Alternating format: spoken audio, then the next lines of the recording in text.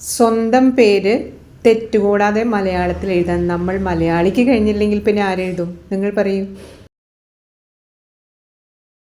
റ രാ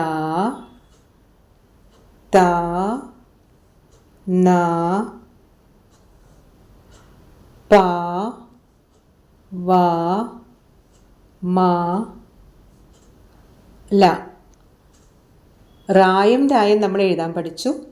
ഇന്ന് ബാക്കി എല്ലാ അക്ഷരങ്ങളും ഞാൻ നിങ്ങൾക്ക് പങ്കുവയ്ക്കുന്നുണ്ട്.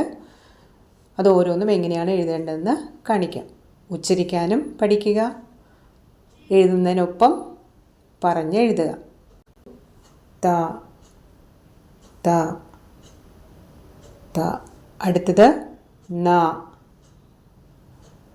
ന ന ന.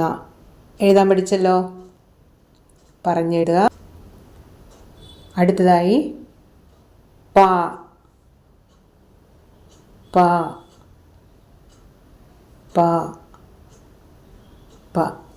കുട്ടികൾ എപ്പോഴും തെറ്റിക്കുന്നതാണ്. പായും വായും തമ്മിലുള്ള വ്യത്യാസം തിരിച്ചറിയാതെ തെറ്റിക്കും. പ എഴുതുമ്പോൾ ചെറിയ റാ എഴുതി നീട്ടി എഴുതുന്നതാണ് പ.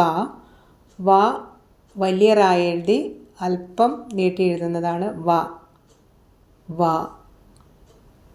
വ.